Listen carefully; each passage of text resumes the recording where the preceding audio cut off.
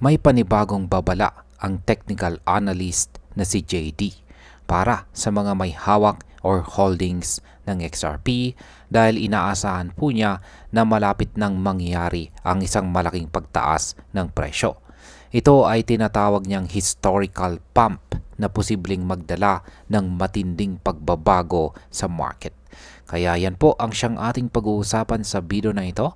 Pero bago po tayo magpatuloy ay pakibasa na lamang po muna ang disclaimer dito po sa ibaba ng ating screen.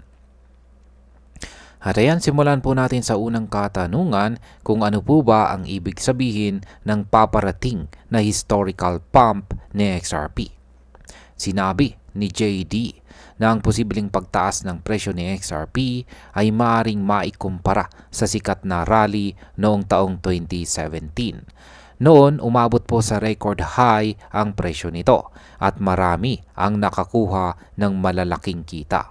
Pero ayon sa kanya, sa pagkakataong ito, kakaunti lang ang makikinabang ng todo at mas marami ang magiging tinatawag na exit liquidity o magiging dahilan para makalabas ang malalaking traders na may kita. Ang ganitong sitwasyon ay pwede pong magdulot ng biglaang pagbagsak ng presyo pagkatapos ng peak. Gaano naman po kalaki ang posibleng itaas ng presyo ni XRP? Ayon po sa chart ni JD, si XRP ay nasa proseso ng pagbuo ng breakout na maaring lumampas pa sa mga nakaraang galaw ng presyo. Mula po noong November breakout, tumaas na si XRP ng halos 650% at umakyat sa $3.66 na presyo.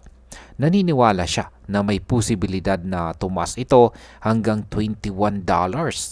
Kapag nangyari ito, malaki po ang magiging epekto sa market dahil posibleng pumasok ang mas maraming traders na nagkakabol sa kita na pwedeng magdulot din ng overbought condition. Ngayon ay bakit po ginagamit ni JD ang kasaysayan bilang babala? Ginagamit po ni JD ang nangyari noong taong 2017 hanggang 2018 bilang babala. Noon si XRP ay umangat mula sa mas mababa sa presyong 0.0060 yan, or 20 digits tapos 6 yan, 20 digits 6 hanggang mahigit $3 sa loob lang ng isang taon. Umabot pa ito sa kabuuang 70,000% na pagtaas. Pero kasunod po nito, noong January 2018, bumagsak ito ng halos 95% sa loob lamang ng 2 linggo. Ang ganitong mabilis na pagbagsak ay nagdulot po ng malaking pagkalugi sa mga hindi agad nakabenta sa itaas. Kung mauulit po ang ganitong pattern, posibleng maraming traders ang malugi muli. Ngayon ay ano po ang karaniwang nangyayari kapag hype ang nangingibabaw? Noong papalapit na sa $3 ang presyo ni XRP, maraming overly optimistic na investors ang nagsasabing aabot ito sa $589. Madalas po nilang inuulit ang linya na know what you hold. Ngunit matapos po ang peak, bumagsak sa XRP mula $3.84 hanggang 0.8978 sa loob lamang ng 14 days. Sa market psychology, ito ay malinaw na halimbawa ng FOMO or fear of missing out na nauuwi sa biglaang pagbagsak kapag nag-take profit na ang mga malalaking traders. Paano naman po naapektuhan si XRP ng SEC lawsuit? Lalo pang nahirapan si XRP noong pumasok ang SEC lawsuit laban kay Ripple. Noong December 2020, bumagsak po ang presyo nito sa 0.17. Ito ay nagpabagal sa recovery ng coin at nagdulot ng pangamba sa maraming investors. Ang ganito pong legal challenges ay pwedeng mag-trigger ng panic selling na nagre-resulta sa mas malalim na pagbaba ng presyo. Magkakapareho ba ang galaw ngayon at noon?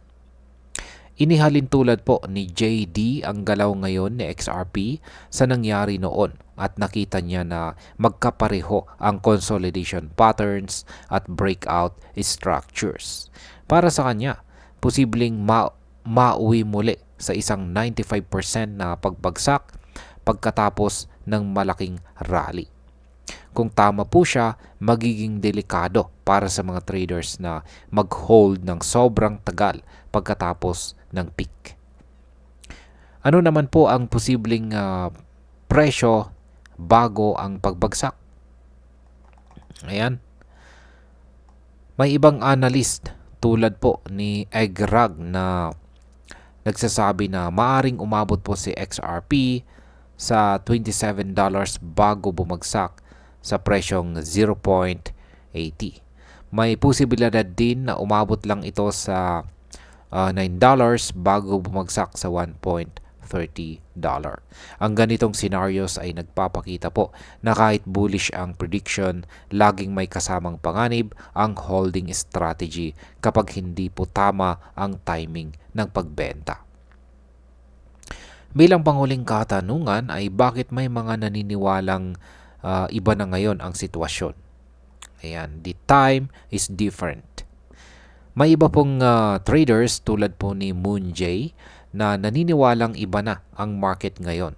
Para sa kanila, si XRP ay hindi na lang speculative asset dahil nagagamit na ito bilang utility para sa cross-border payments at financial infrastructure.